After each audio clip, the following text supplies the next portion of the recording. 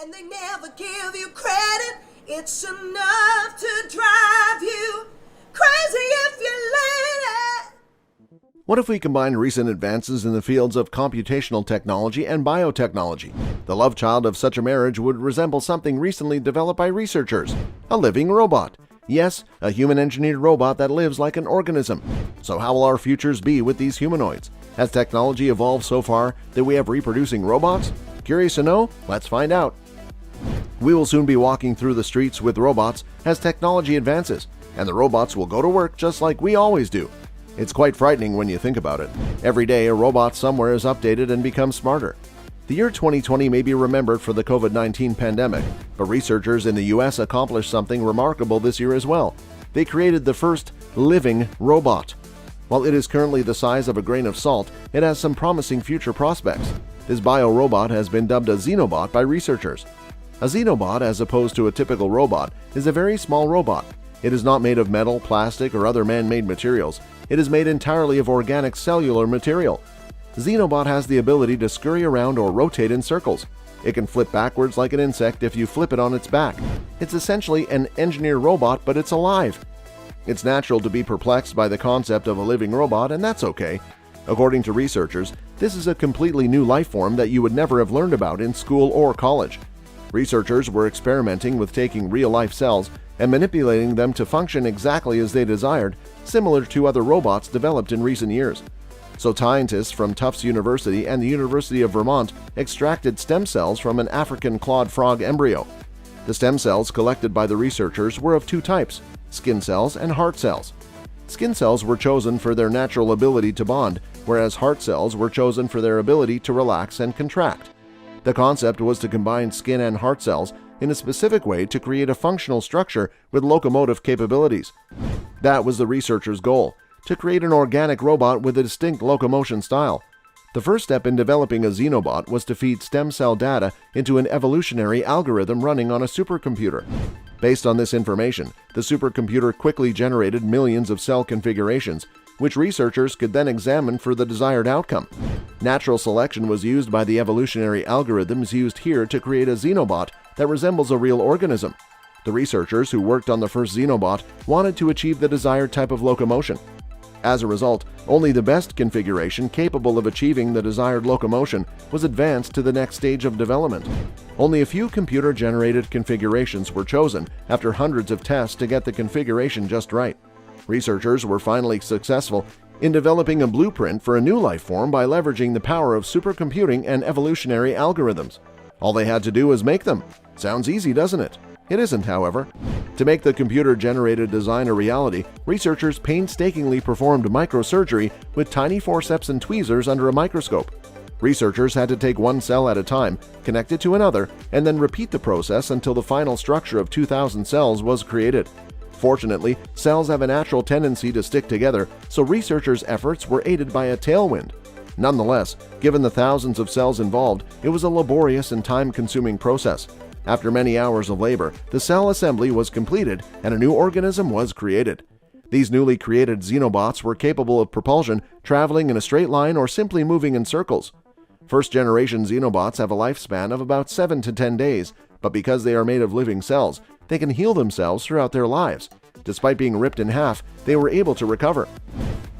All of this sounds exciting, but these xenobots have a few strange characteristics, one of which is something called emergent behavior. Although we have a good understanding of how cells work, something strange happens when they are stacked together in large heaps.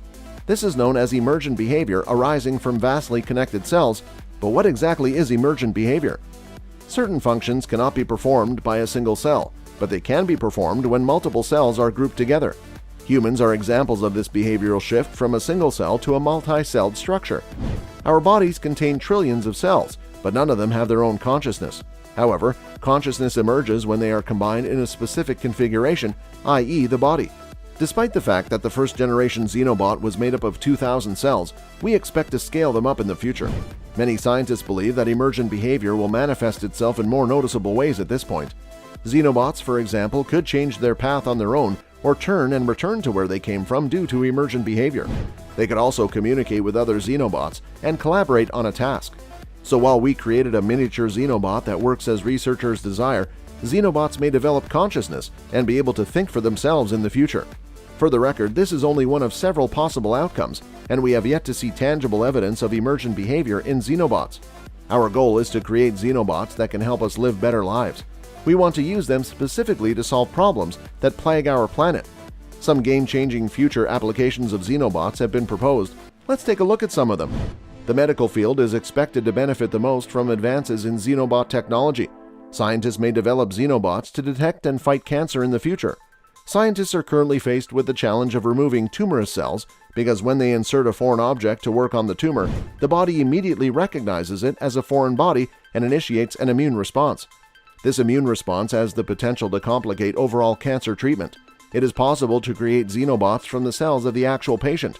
When xenobots are implanted into the body to detect, remove tumorous cells, the body does not recognize them as an alien entity, allowing unwanted immune responses to be avoided.